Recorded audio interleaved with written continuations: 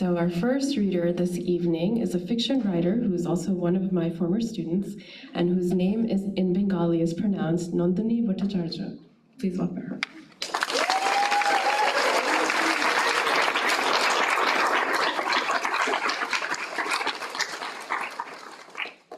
Thank you. There are lots of glasses here. Need those. Maybe this is a parable of some kind. I'll launch into it. I'm very nervous. Thanks for coming. Profound thanks to all who have helped me on this journey. Deborah Berry, Dominic Smith, Hannah Pilvainen, Sonia Chung, Tony Nelson. It doesn't get better than you guys.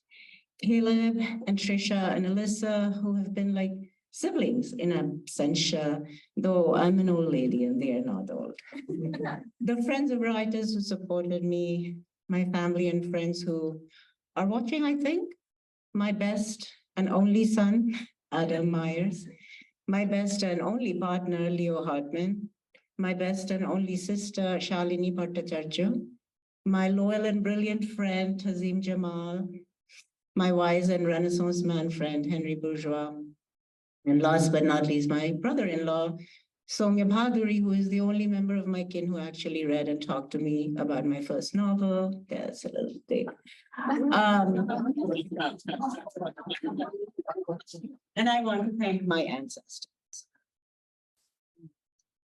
This extract is from the novel I have revised and redrafted while a student here, Homeland Blues. Homeland Blues is a story of true hate and true love, both misdirected and misapplied. When good Desi, which means South Asian American wife, Naina Mathur loses her husband, her home, and eventually her American passport. She has only two people to turn to, a Black man who is her neighbor, and an older Indian woman with a murky past named Rani Soni, whom Naina and her Desi community have feared and rejected in the past. However, as Naina's troubles mount, she finds herself not only facing deportation, but also two traumatic truths about herself. She turns to them for salvage, if not salvation. But this scene is a party scene before the meeting with the Black man. Come on, no, I want to introduce you to someone, Asha whispered, then with unusual energy steered her toward the dimly lit patio, where some men were hiding shot glasses from elders, and some even doctors were smoking. With a cuteness Naina hadn't seen before, Asha shimmied up to one man in one group, touching his arm lightly while sham scooping Naina over with the other hand. She said in a dramatic whisper when he turned around, heavily, for he was big and tall, Mr. Vinay, excuse me, sorry, let me introduce you to my friend Naina. You know, I mentioned Naina Mathur. Naina, this is Dr. Vinay, just now from India.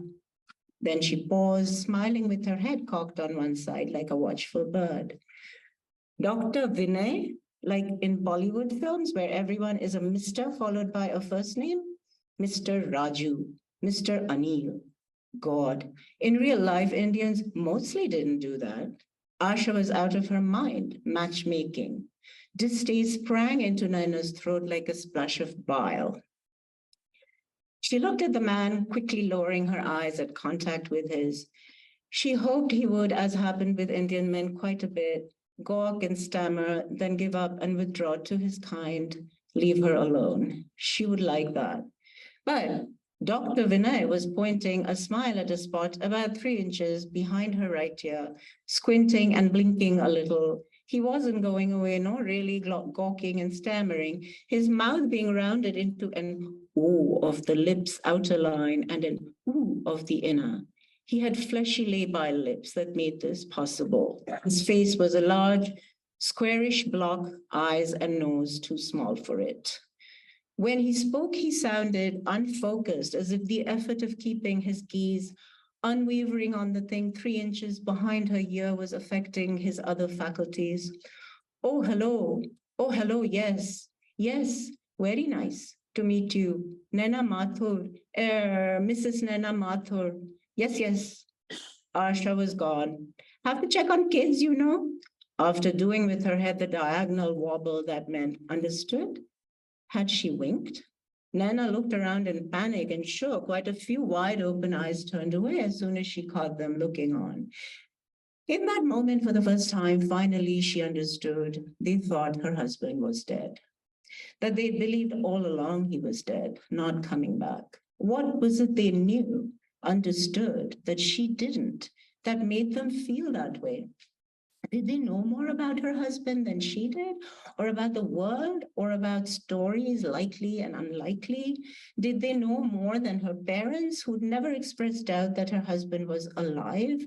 Was the knowledge specific to this country, less common, even alien in India? The very dread and anguish of the thoughts turned her around toward Dr. Vinay. He was talking. His name was Vinay Sharma. She nodded, wanting and not wanting to know if she looked stupefied to him, if her eyes looked glassy. He seemed unfazed, went on talking. She allowed her eyes to wander over, away from, beyond his face while he talked, feeling secured, protected by his words, by his attention from sudden instant vaporization. Her eyes flickered over a face, an oval void, flickered, then spooled back. There was a catering buffet table at which the woman from the bar restaurant, Mrs. Sani, was standing over the food exactly as she had at the restaurant. Vinay Sharma was talking about his family in India. My one sister, she just get married, other one getting masters in education. Vinay Sharma almost certainly felt proudly older brotherly. She could hear. It could have been worse, so much worse. He was probably a small town boy from the Hindi heartland, Haryana, Delhi, Uttar Pradesh, who'd realized by brains and hard work his family's prayerful investment in a successful son, a medical doctor. The family had probably, certainly, poured every drop of blood, sweat, and abstention into his future because he was their boy, no? Beta. Very sorry about your sad event, Vinay Sharma was saying. Yes, an event. What else could you call it? Didn't matter now anyway, what Sharma said, what she said, what anyone said. All that mattered now was what everyone thought, with the sole exception of herself until now.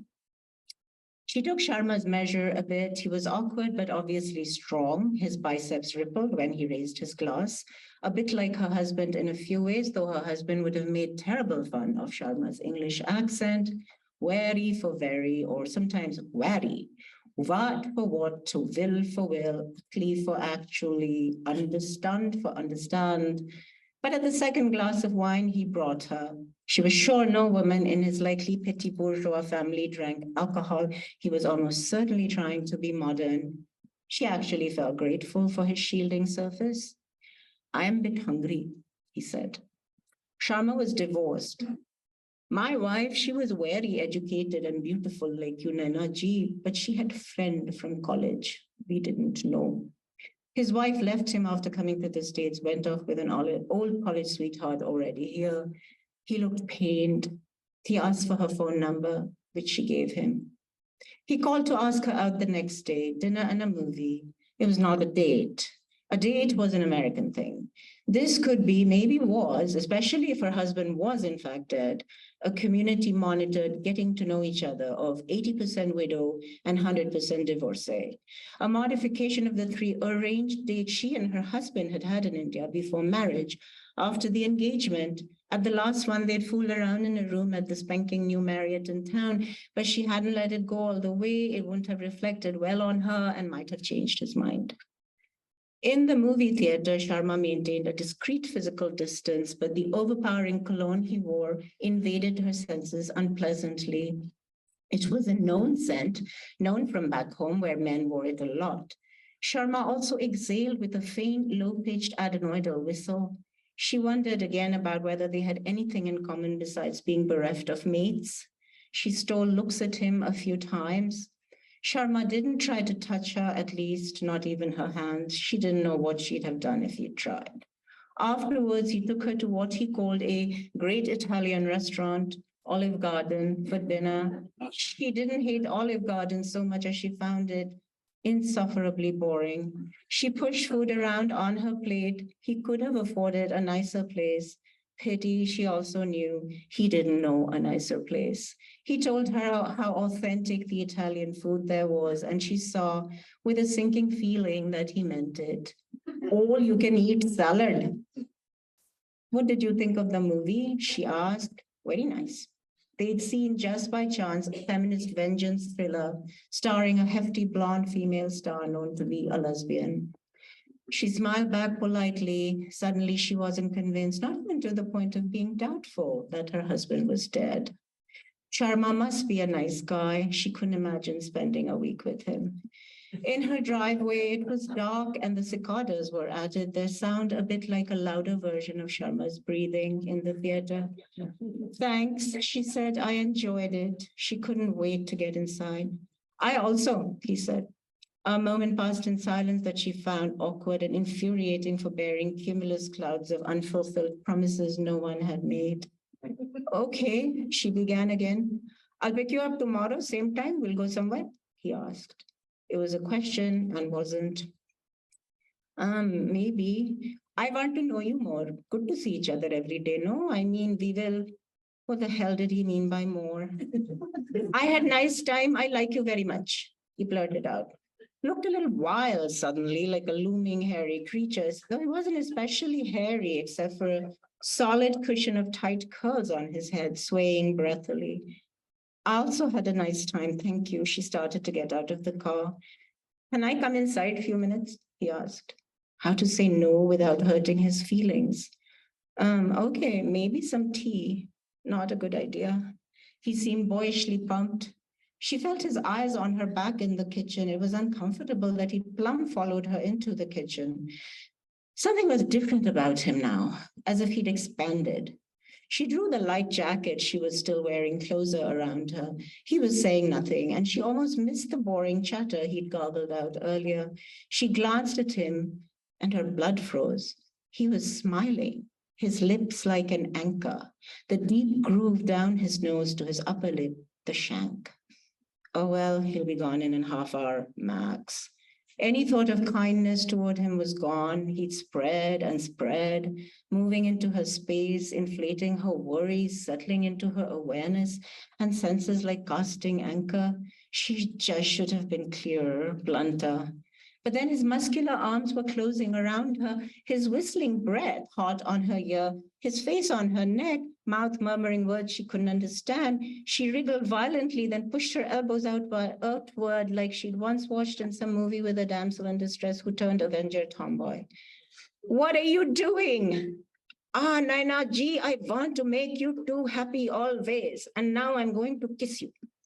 She turned around to face him. Though she was nearly head to head with him, he really seemed to have grown bigger, was looming over her, his lips parting. He had teeth like small bluish cubes of ice. Stop, she heard herself shout. Are you mad? We just met. Only one kissy kissy. Get out of here. Thank you.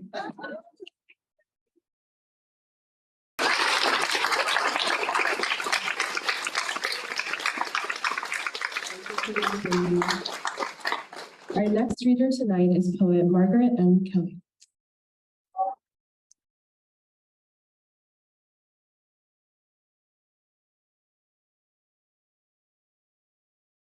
Hello. So this is the end of a 4-year odyssey for me here at Warren Wilson. It's been an incredible ride, and it is very sad to see it closing. I'd like to thank the usual suspects, Deb, for letting me through the door as a fledgling poet, and then for opening a window into fiction, which I was thrilled about, for also being just an unflagging shepherd, source of guidance, kindness, tolerance. On a similar note, I'd like to thank Caleb and Trish and Alyssa for putting up with me these last 4 years. And my marked deficiencies in executive functioning. I'm a poet.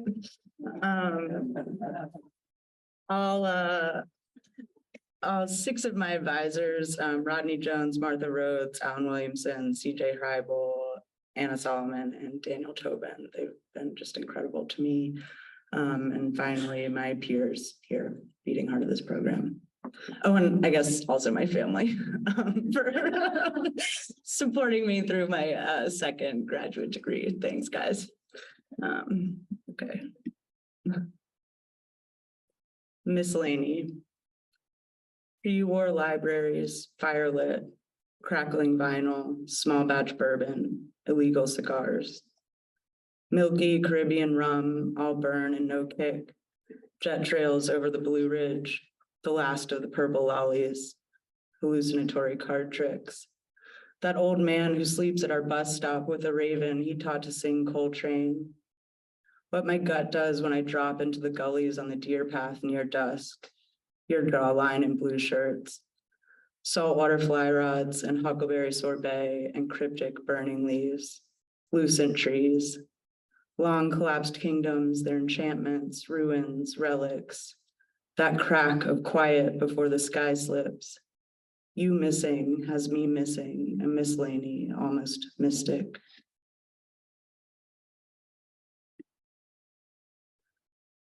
Matters meriting collective consideration as gleaned in an Ivy League beer garden. There are more plastic flamingos in the world than there are real flamingos. The Empire State Building stretches deeper underground than it does into sky, reeking of metaphor. The sun is 15% hotter over salt water, making life harder on catamarans.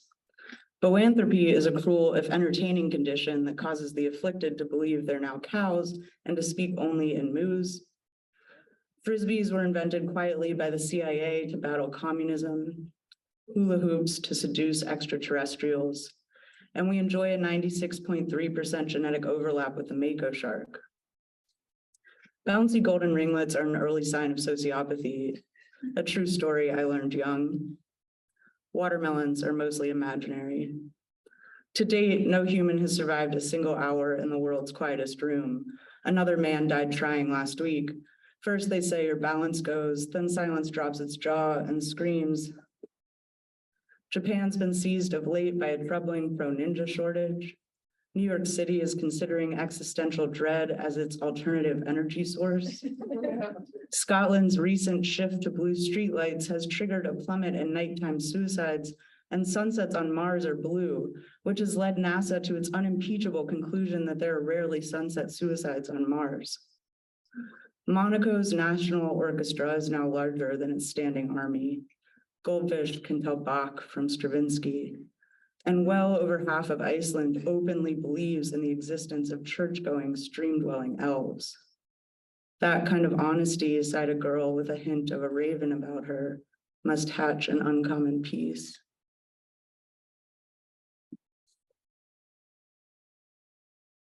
Note home from a peacekeeper.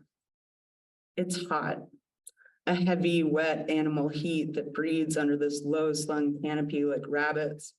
It rises from the ground in sheer, hazy sheets, so jeeps rambling down dusty roads look unreal.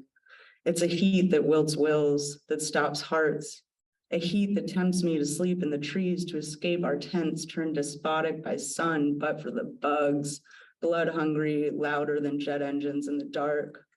More than I imagined, the jungle is a famed thing. But no, the conflict is quieted. The ocean's not as far as I thought. Tonight, I saw a tiny bat asleep, head buried in the pollen well of a jungle flower. And I've fallen in love with the local light, how it hangs like snow in the trees.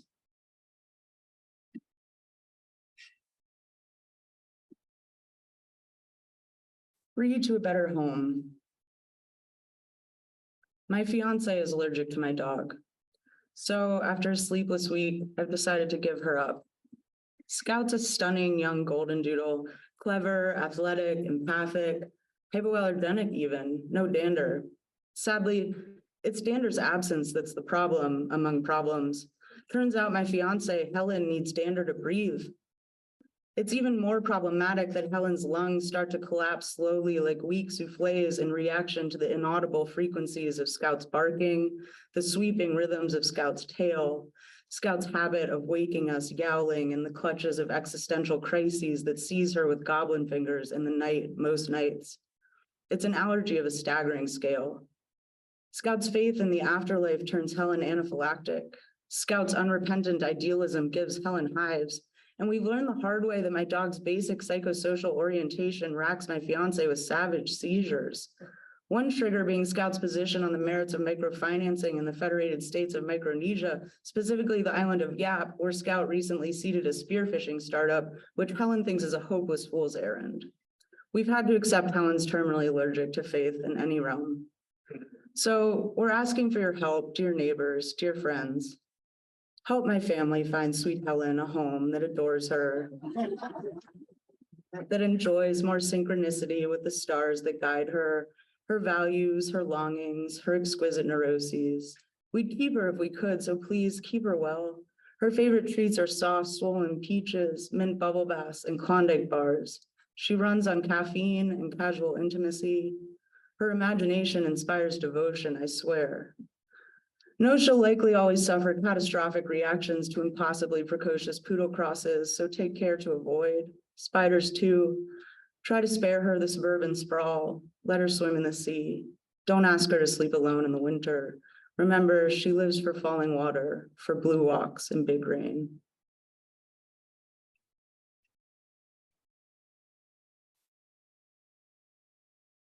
"414 Duke Street. It's true what they say. It comes back in flashes. All the family photos floating face down in the pool, my brother in a banyan tree, me on the tire swing, the dog with a duck and somehow also a ball, grinning. Get it all out, they bellowed, out of its way. Boxes and boxes sailed through the bay windows and into the deep end. My father's law school case notes, reams and reams, bleeding blue. Old love letters too, scrawled to my mother in an uncertain hand a decade before she was mine. The whole street went dark that night, save the pool. All of it then was lit up from beneath, strange constellations of photos and letters and rotting leaves. If I fight, I can bring back the smell, how it clung like oil seeping into creases, crevices I never knew I had. I can remember the minister's face, gray and crumbling like years-old newspaper, the shadow of my mother's slender frame, how her nightgown, soft and damp, fell about her thin wrists as she knelt beside the water to salvage what she could. Minutes thickened and swelled. The men in their bright hats and steel boots moved slow, heavy against the smoke as if underwater. The night was pouring, but the fire burned against the storm and I couldn't understand. Still, I dream of that soaking wet toothbrush, brandished chaotically in my brave brother's toddler fist, of how the rain too melted in my hands.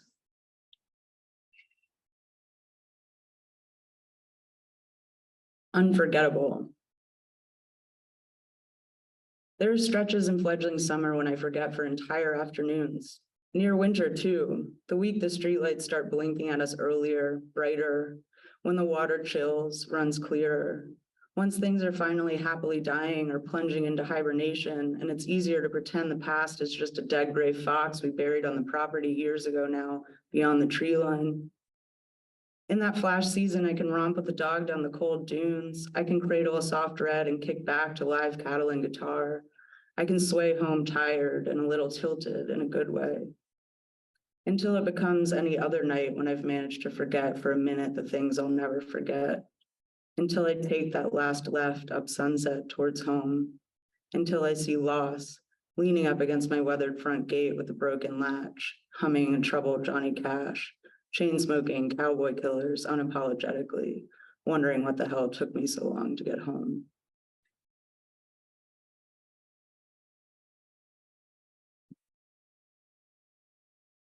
On Mobius moving.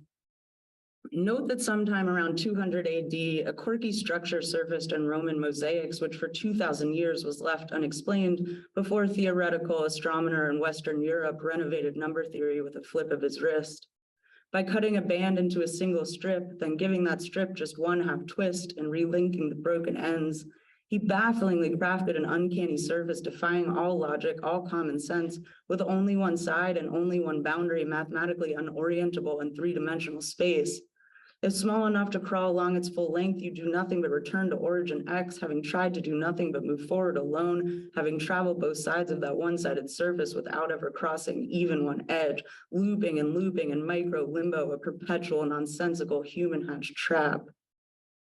Though it's late at this point for any more points, and I cringe to burden you with conclusions, I guess, as ever, I'd just like to say thanks, since while you twist me, also you untwist and untwist me.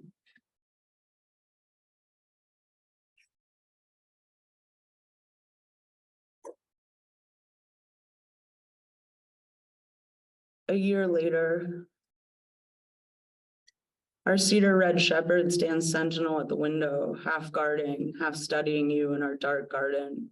You in your felt bathrobe and bare feet, you numb to the bite of deep fall, you stomping after native frogs on the flagstone, frogs drawn out of the woods by our firelight. Tree frogs, true frogs, bullfrogs, wood frogs, frogs soaked in moss and mud and fallen leaves, frogs sorrowless, frogs glossed in mid-Atlantic rain, frogs that freeze like figurines when the night grows loud with sirens and geese, granting you sacred seconds to crouch to cradle one. Tonight, a tiny leopard frog, her mottled throat inflating, collapsing, inflating, collapsing against the scarred pillow of your thumb. Before, in fresh quiet, she reanimates, leaping out of reach of your grief.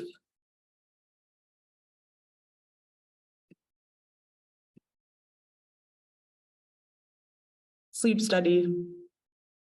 I read when I can't sleep about who and what else can. I read of otters gathering in otter rafts, bundled tightly by the dozens in seaweed, guarding against predators, riptides. I read of walruses asleep in the deep and ducks sleeping in rows, making dubious the line, get your ducks in a row, since who needs a bunch of lined up sleeping ducks, but I digress. I've learned that porpoises sleep with one eye open and only half a brain at a time, that meerkats sleep in elaborately chambered burrows and piles, and that snails can sleep for decades. An Egyptian red snail sat in a display case for 22 years before it woke one morning and slithered away. I've learned sperm whales sleep without breathing, bobbing vertically like storm buoys. Sloths sleep swinging from branches by long, delicate claws. And great frigate birds sleep while they fly, 7 seconds at a time. Bullfrogs, baby killer whales, and most blind cave-dwelling fish don't get any sleep at all.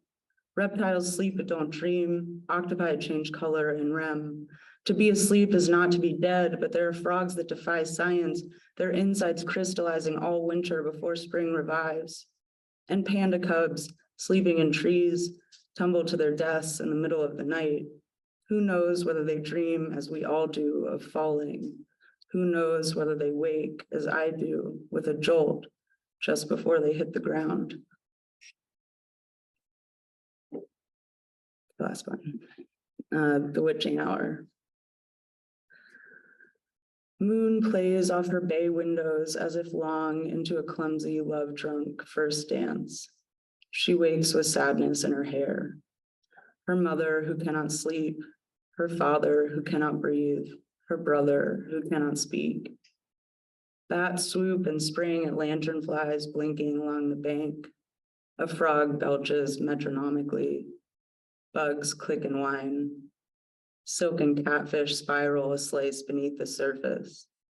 Harvest mice wrap themselves up tight in tulip petals through the hottest part of the night.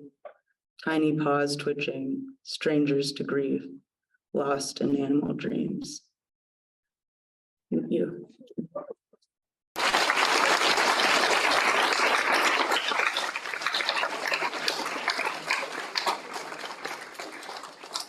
Thank you so much, Margaret. And our final reader this evening is fiction writer Caleb March.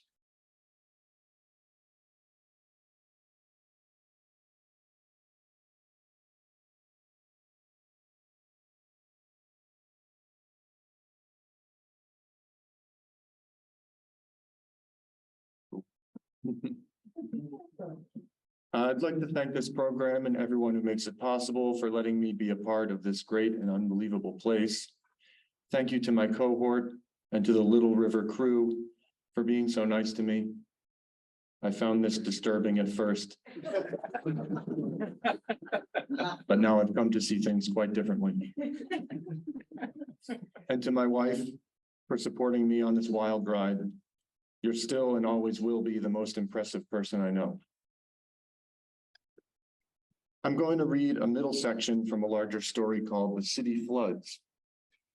This scene begins about a third of the way into the story after Arlo, hungover from a night of drinking, has been trapped with his friend, Alan, in the basement of Alan's house while a flood rages in the city outside.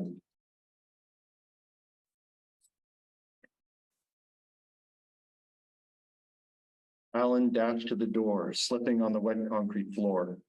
He gripped the handle, yanking at it with the full weight of his body. He cursed again and again, admonishing himself out loud for his stupidity. He seemed to have expected this, or at least been aware of the danger, for the door was clearly stuck.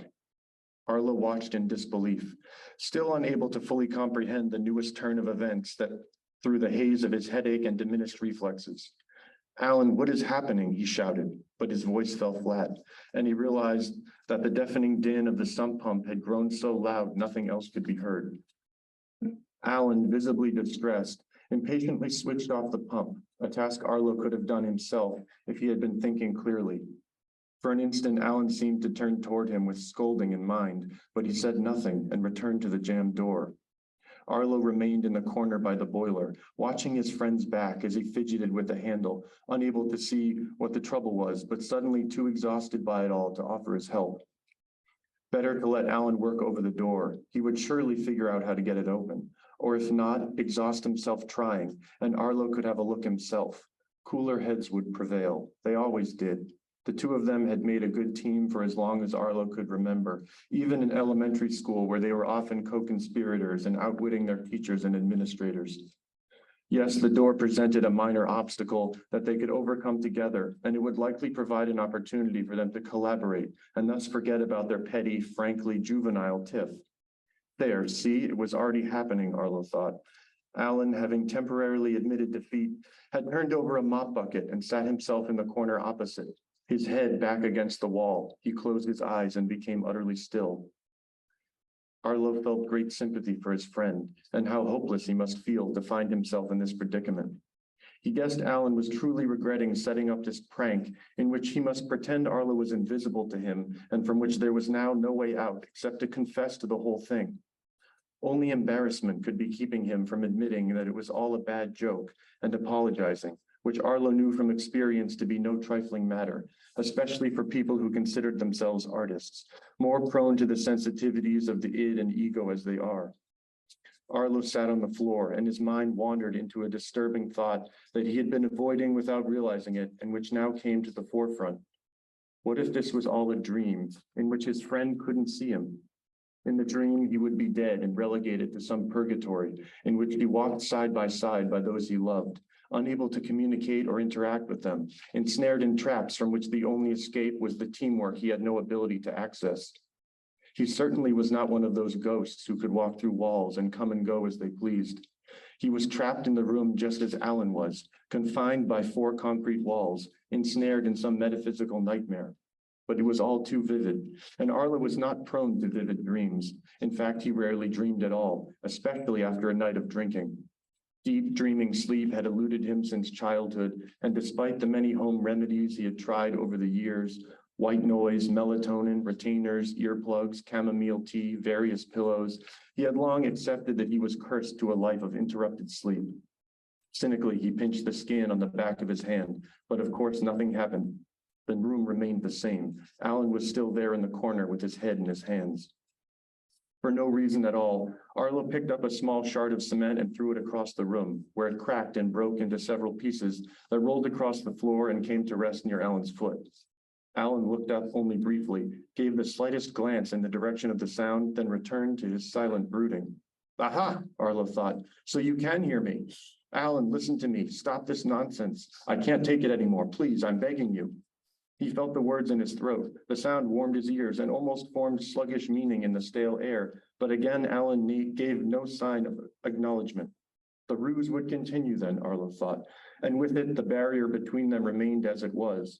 Over time, it would grow, and one day it would become insurmountable. Then, years from now, they would each in their loneliness look back on this day as the tipping point that drove them apart. One day, best friends, the next day, strangers to each other. They would be lost without the other. That much was certain. Arlo could feel it in the pit of his stomach, and the thought of the long life ahead without that friendship filled him with an emptiness he had only felt twice before. Once when his childhood dog had been hit and killed by a neighbor's car, the other when his mother had told him she met another man and that she was leaving his father. Arlo ran to the door and pounded the cold metal with his fists. He wrenched at the handle with all his strength, but the old door did not budge. He spun on Alan. How can you do this? What in God's name is wrong with you? But it was useless. His former friend did not so much as flinch. No, it was madness. He would have had to do something truly awful to deserve this level of cruelty, he thought, rubbing his shaking hands on his pants. And yet, wasn't it possible that Alan had somehow known that the draft would slam the door shut, and that while he was acting out his performance of distress, pretending to struggle with the lock, he had drawn forth a secret key and locked them in? Arlo, having no sense any longer of what his friend might be capable of, could not rule out the possibility. Covertly as possible, Arlo inspected the door once more, feigning a casual manner. The lock was of the kind one finds in old houses or on antique desks that require a skeleton key, with a long round shaft and a row of square teeth at the end. Around the keyhole, scratch marks were clearly visible, but why would anyone need to lock this door from the inside? Dumbfounded by this new discovery, alarmed that his bleary vision might have finally betrayed him, but no, it was impossible. He looked at his friend with new awe. Why would Alan lock them in here? And how could he have known about the broken pump in the flooding basement? Then again, Arlo thought, it is his home. He would know all of its ins and outs. But would it not have been simpler and just as effective for Alan to go on as he had in the kitchen, making an omelet for one? He could have brought out the coffee and sat in front of the television, taken a nap on the couch, called his wife, any number of things to keep up the charade until at last Arlo, dejected and confused, would have had no choice but to gather his things and leave, at which time Alan may or may not have deigned to acknowledge his existence. He lowered himself to the step, his back against the door. He would have done almost anything for a drink of water. His throat was dry and his tongue stuck to the roof of his mouth. His stomach grumbled. He had not eaten since lunch the day before, and he thought of all the ingredients laid out upstairs for their would-be breakfast, assuming that is that Alan had intended to include him in the feast, which now seemed increasingly unlikely. It was all too absurd. He was making Alan out to be some conniving monster. They were best friends, for God's sake. On the other side of the windowless room, Alan was pacing, oblivious to the low-hanging pipes that brushed his hair on the top of his head. The bare room had not so much as an electrical outlet. The boiler, hot water tank, and sump pump being hardwired, the thick cables vanishing amongst the nested wires overhead. In a corner by an upturned bucket, an array of useless string mops and rags lay scattered. Alan muttered to himself as he spun on his heels and crossed the room again. No, that won't work. I already tried that. What am I forgetting? Infected by the same nervous energy, Arlo went to the bucket and turned it over, then began picking up the rags and placing them inside. Under one of the rags, he made an interesting discovery. It was an antique hammer, the type with a wooden handle and a heavy rectangular steel head. The handle of the hammer was darkened with mildew, and the head was orange with rust, but it appeared sturdy enough. Look at this, he turned to announce, but Alan was absorbed with something in his hands. Arlo moved closer, the hammer momentarily forgotten, and saw the object of Alan's interest. Of course, his phone. It was so obvious, yet Arlo, having left his phone upstairs in his jacket pocket, had failed to think of it. They were saved. They could call any one of a dozen friends to come let them out. Worst come to worst, emergency services would break into the house, slice through the hinges with a blowtorch, and smash down this godforsaken door.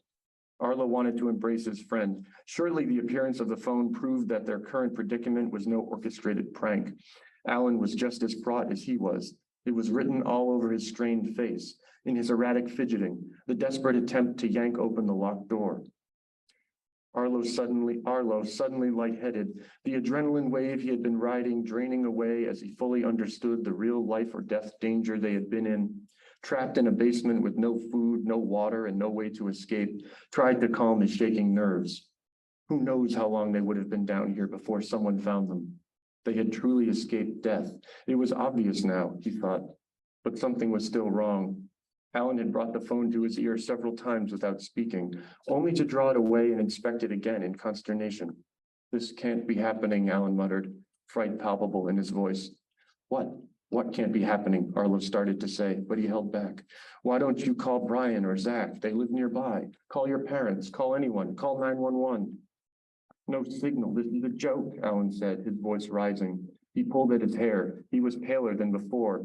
Even his lips had drained of blood, as if he were about to faint. This has got to be a joke. Arlo had not seen his friend like this in many years. Not since during a trip to Europe the summer before college, they had misplaced their passports and had assumed them stolen. And for a few terrible days, they thought they would have to spend the rest of their lives in Denmark. Arlo wanted to grab the phone from Alan's hand, but he simply couldn't. He too was paralyzed and utterly overwrought. His hangover had exhausted the last drops of fuel in his tank.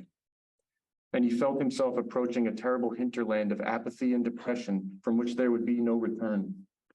They would starve down here, die of dehydration or hypothermia. Had it been this cold all along, or was he just noticing now? Or was a dramatic temperature drop occurring? They would tear their fingernails trying to claw their way out, bludgeon their heads against the walls to end it all. Alan's wife would find them a week from now, huddled together in the corner by the water heater. The emergency responders would have to pry them apart.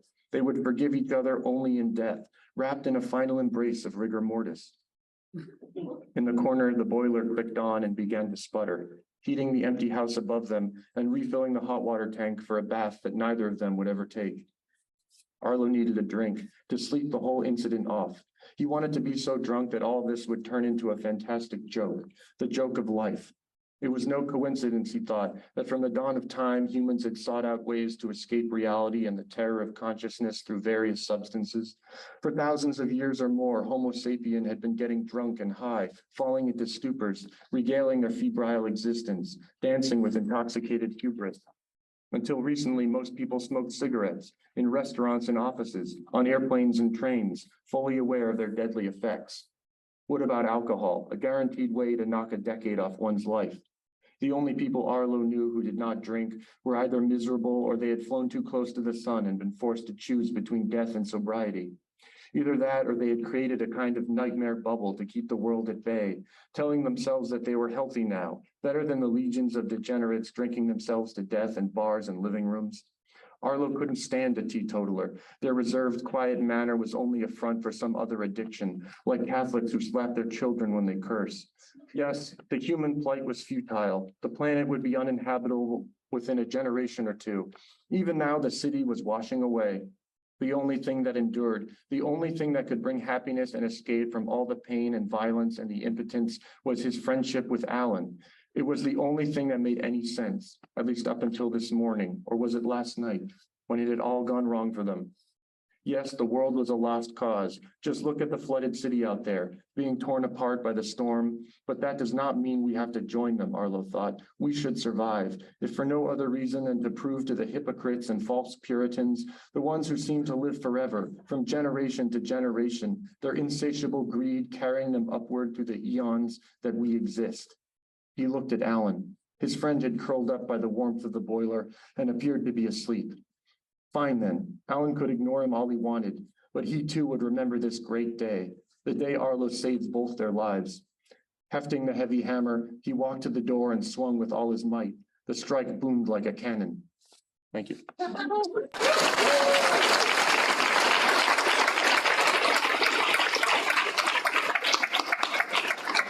Thank you so much, Taylor. So let's have a loud round of applause for